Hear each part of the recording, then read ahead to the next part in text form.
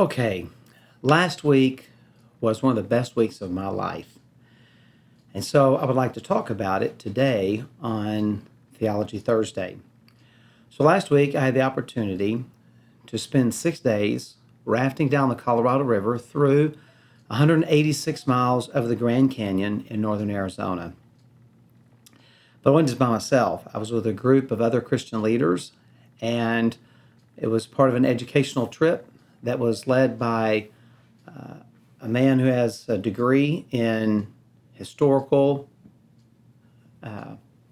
science, an Old Testament professor, and then two geology PhDs.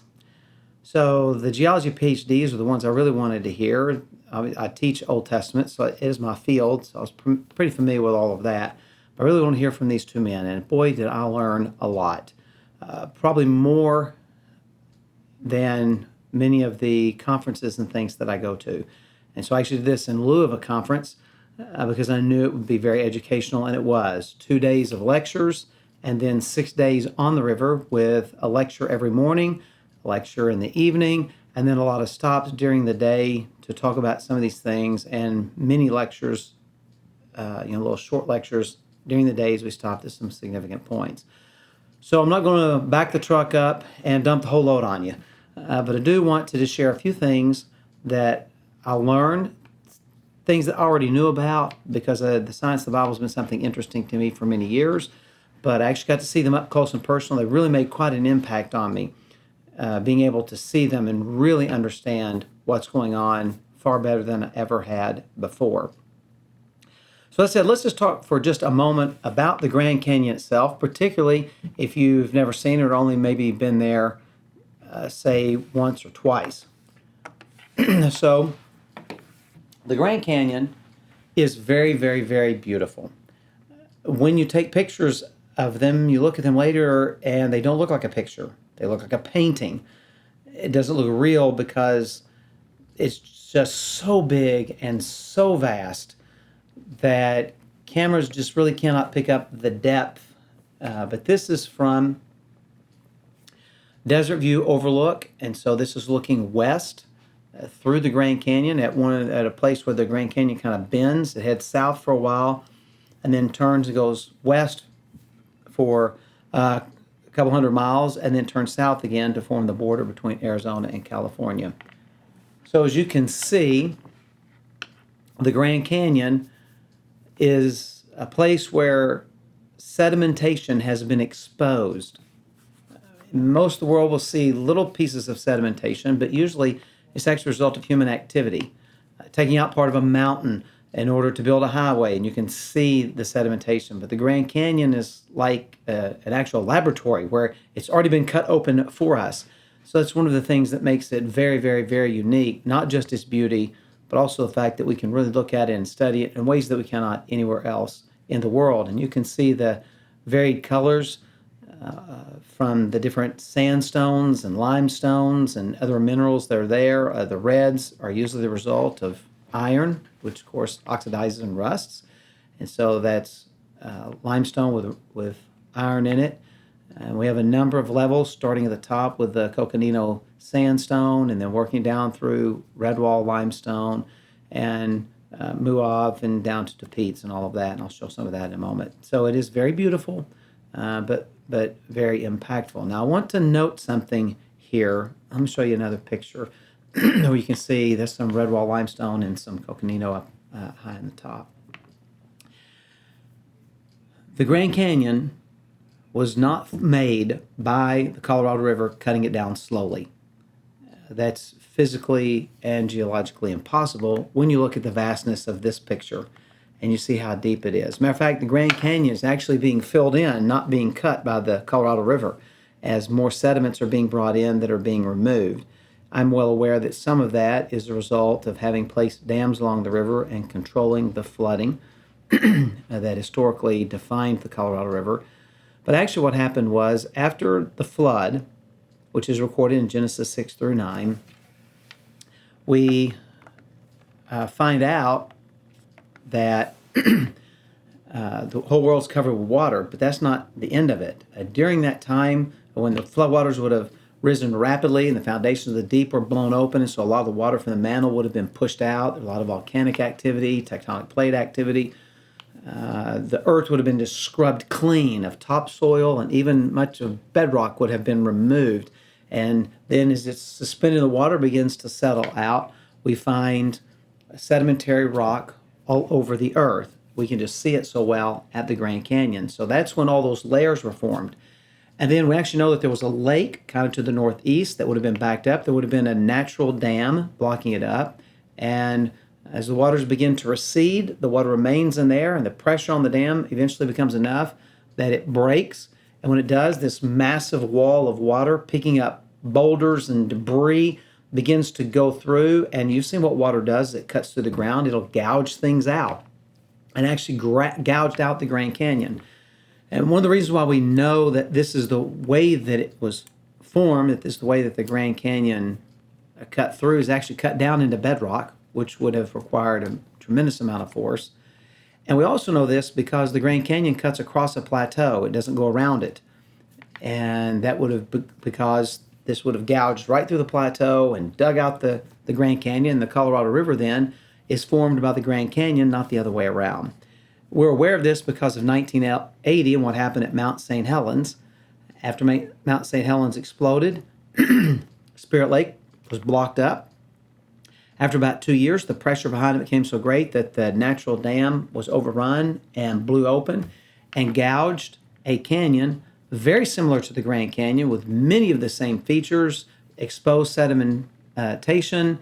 It was like a 1/40th the size of the Grand Canyon, but many of the features of the Grand Canyon were observed there. And so we saw how a canyon was cut, and we saw it in real time.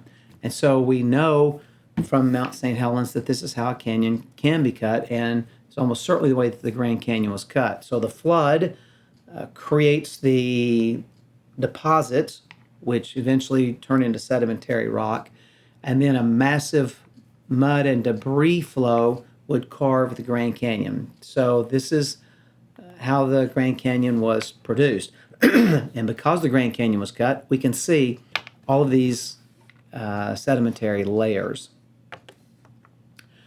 So that said, let's talk about a unique feature that we see at the Grand Canyon called a fold.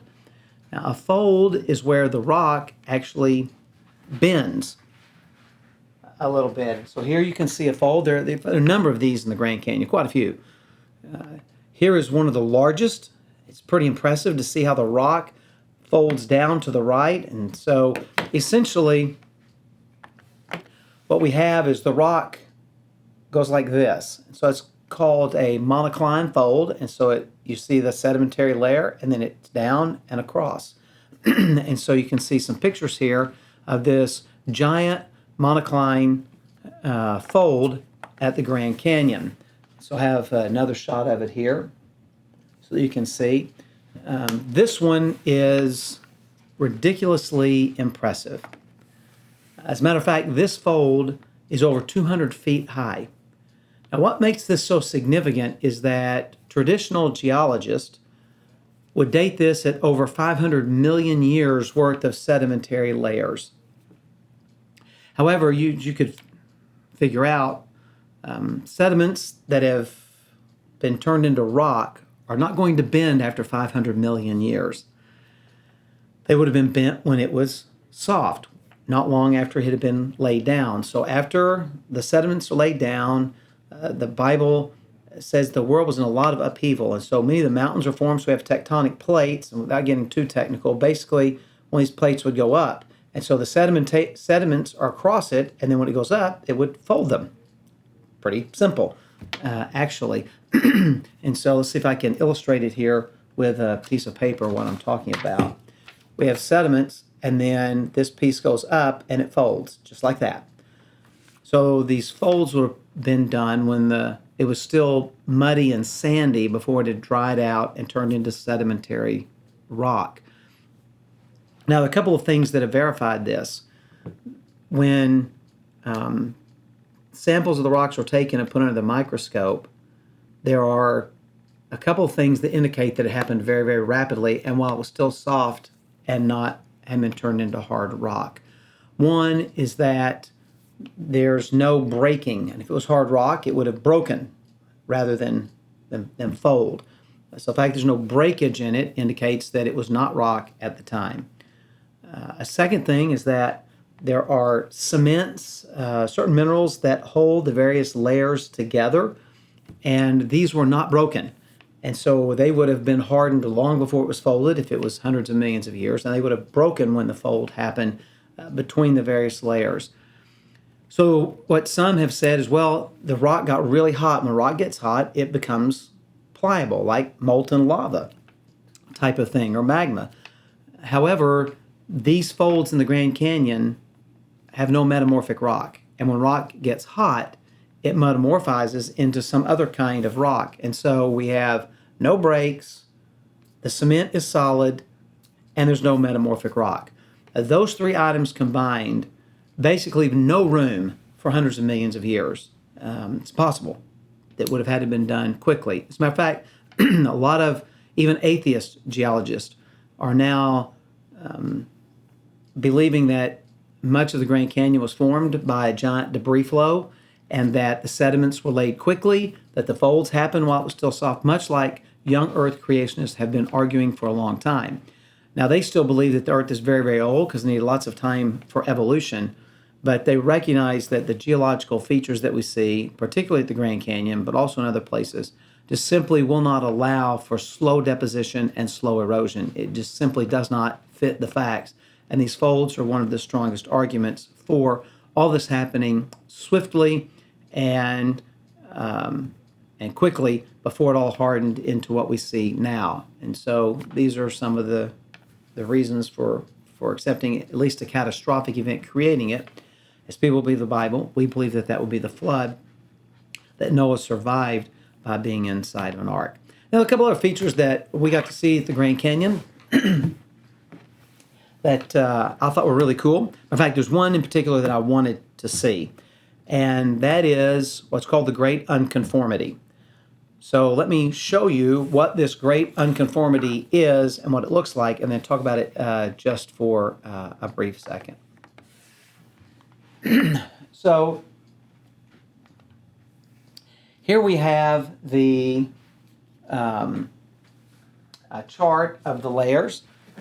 So you will notice that we have basement rock or bedrocks that are at an angle. And then there's a dark line. That's called the Great Unconformity. And then above that line, we have tapetes and muav, and then tapetes, bright angel shale, muav, and then above that will be red wall limestone, and so on and so forth, up to the Coconino limestone, which is near the top of the Grand Canyon. Now, the reason it's called unconformity is because you have rock that's sitting this way. And so each, for lack of a better description, layer, even though there's not sedimentary rock, it's usually metamorphic rock, basalt, schist, granite, stuff like that. They're all at this angle because they were lifted up when the earth originally was covered with water, but God lifted up the land to create dry land. So when he did, then the rock was tilted this way as it was lifted up. And so this is rock that was from the time of creation, from the creation week when God made the earth. And so it's this way. So you would expect successive layers to be at an angle. But an unconformity is where suddenly the layers are at a different angle. And so we have basement rocks and then sedimentary rocks. And the boundary between them is called the Great Unconformity because these don't conform with the ones below them. And so this is called the Great Unconformity. And you can actually see it very clearly in the Grand Canyon, particularly what's called the Blacktail Canyon, which is a side canyon off of the river of the Grand Canyon. So I want to show them to you. I want to talk a little bit about what exactly it is that we're looking at. So here is the basement rock.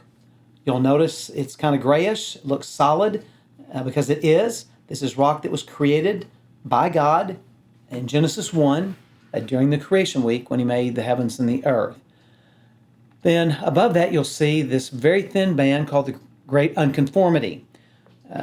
There is no sign of erosion at all along the great unconformity.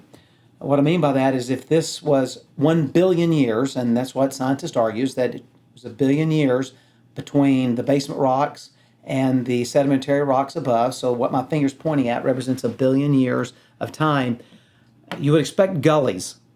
Somewhere you expect some kind of evidence of erosional activity, and none exists at all. And so what above that then is the sedimentary rock. And this is the Tapete sandstone. So here's a picture of me with one hand on Creation Week rock and one hand on After the Flood rock. And so this is just a really kind of impressive moment to think about what I'm touching and what this represents, the creation of God, but also the judgment and the power of God. So why is this important? Well, we have a world. God's created it. He's raised up the land, topsoil, to create, you got to have plants, stuff grow on topsoil. But when the flood comes, this incredible, like tsunami, hurricane kind of force beyond anything we could imagine, just rips all the topsoil off and even gouges down some of that bedrock and creates a lot of floating sediments in the water, in addition to a lot of plants and vegetation things that eventually, kind of float together and then sink to the bottom together to form what we know as coal seams, would have all happened during the flood. As a matter of fact, there's more vegetation represented in the known coal seams in the world than is on the entire planet today. So the world before the flood was apparently very lush and covered with a great deal of vegetation.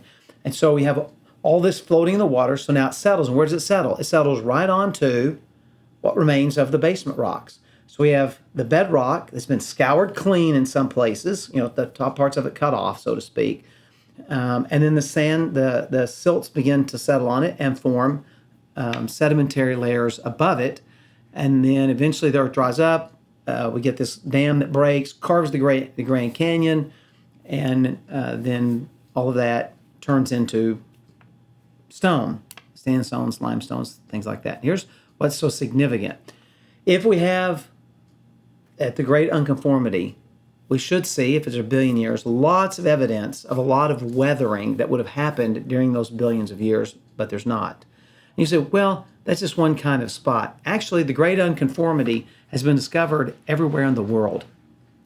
As a matter of fact, the great unconformity exists at Camelback Mountain here in the Phoenix area. The great unconformity has been found all over the United States. Ohio has a place where you can actually see the great unconformity as well. It's been found in Australia, Europe, Asia. It's been found all over the world because this was a worldwide cataclysmic event that's never been equaled and never will be equaled in all of history. And there are a whole host of other issues that come from that, which I don't have time to deal with today. I just want to cover kind of these basics we see at the Grand Canyon about the sedimentation, the way the canyon is formed, about the folds as the plates underneath the earth move and we create those, which to me is the coolest thing to see at the Grand Canyon on this kind of trip. And then, of course, the basement rocks, the Creation Week rocks, then the great unconformity that forms the boundary between those, and the sedimentary rock that goes then all the way up to the top of the Grand Canyon. And so it's a pretty powerful experience and a reminder of the judgment of God in the flood, but also the grace of God because Noah and his family were spared. So the last thing, or two things I want to say are, one, when we see the world, we see the result of the flood, not the way God created the world. The Grand Canyon is not something God created in the first 6 days. The Grand Canyon is something that was formed as a result of the judgment of God. Now, it's still beautiful. Oh my goodness, is it beautiful. And it still reminds us of the glory of God. But really what we see in our world is the result, and we are still feeling them, but they are in decline, of the results of the flood. Volcanic activity has declined over the centuries and things like that. That all would have been the result of the great flood of Genesis chapters 6 through 9. So the last thing I want to share, just something kind of cool that happened to us. So as you're aware, the Grand Canyon is in the desert, and so rain is rare.